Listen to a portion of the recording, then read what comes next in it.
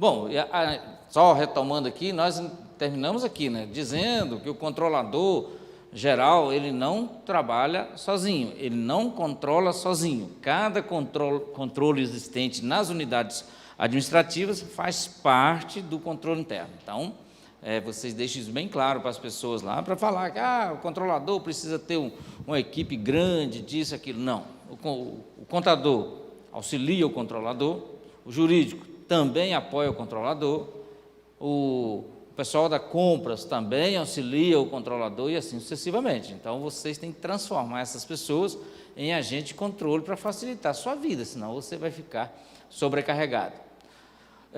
Os procedimentos e rotinas de controle internos nas diversas fases do processo, né? Você estava falando comigo ontem sobre uma realidade muito difícil na sua Câmara, que não tem pessoas, para exercer essas atribuições separadamente. Você tem lá a questão das segregações de funções. Vocês devem tomar bastante cuidado com isso, porque é perigoso, não só para o órgão, mas quanto para os servidores também que estão atuando. Exemplo, a pessoa que processa a folha de pagamento, ela envia informações através da RAIS, das DIRFs, né, e assim por diante, e, ao mesmo tempo, ela processa a contabilização dessa folha de pagamento. E, provavelmente, ela tem interferência no envio de valores ao banco para pagar essa folha. Olha só, está quebrando regras de processo, porque a folha de pagamento ela tem que ser elaborada, processada por um servidor, e, ao fazer um empenho, ou deferir o empenho dessa folha, o contador tem por obrigação de fazer as conferências. Então, se ele mesmo faz, para ele mesmo empenhar, quebrou esses procedimentos. E aí teria que fazer o que então?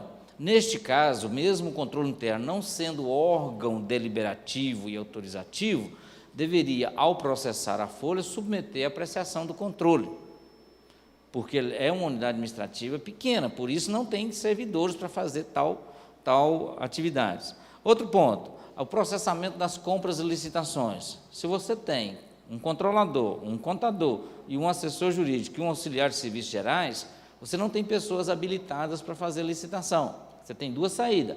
Ou você adere às licitações da prefeitura, ou você, como membro da administração direta, solicite ao prefeito que venha designar pessoas para processar as licitações na Câmara. Isso é possível? É possível.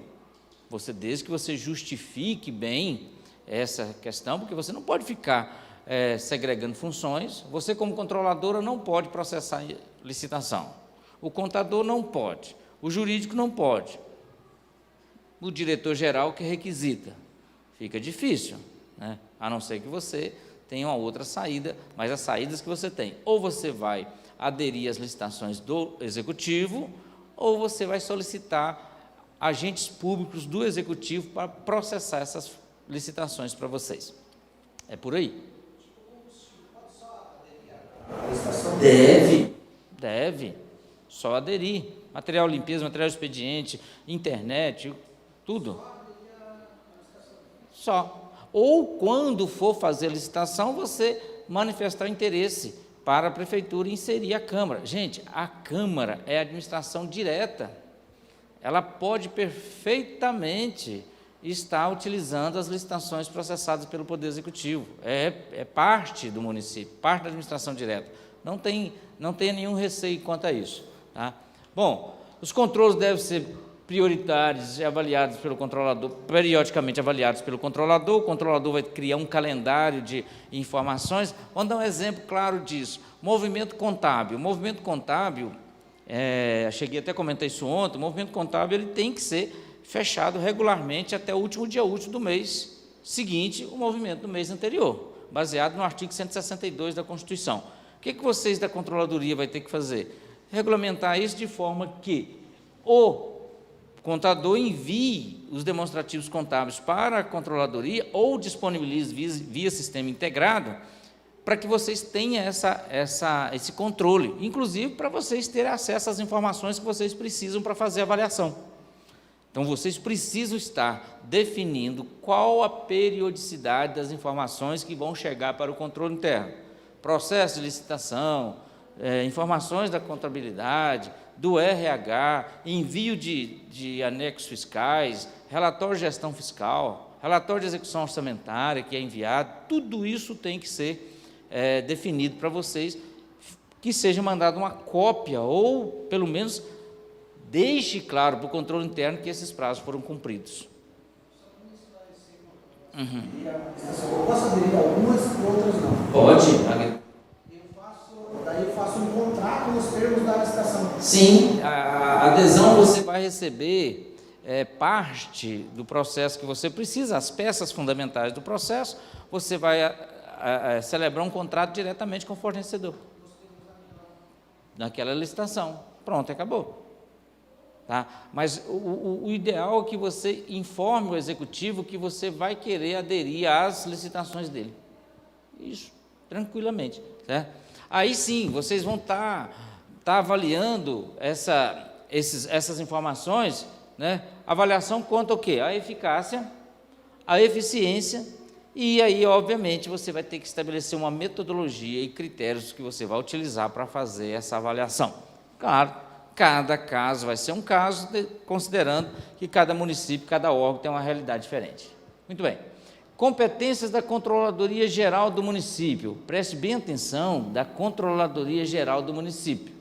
Então, para atender essas exigências da Controladoria, vocês têm que estar cientes das obrigações. Vamos lá.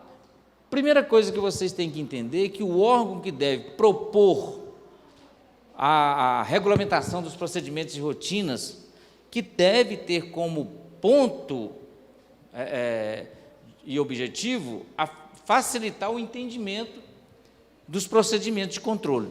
Não quer dizer que você tem que estabelecer procedimentos e rotinas que têm 30 laudas. Você não vai avaliar a eficácia e eficiência desse procedimento pelo número de laudas, e sim pelo seu conteúdo e qual a proposta desse procedimento. Ele deve facilitar, padronizar, ou seja, uniformizar a forma que você vai operacionar a execução orçamentária, financeira, patrimonial do município. Vamos dar um exemplo. Lá no município de vocês precisam definir numa norma o que vai ser considerado material permanente. Ponto. Vamos dar um exemplo. Se eu fizer uma pergunta para vocês aqui, essa cadeira, no seu ponto de vista, seria considerado material permanente?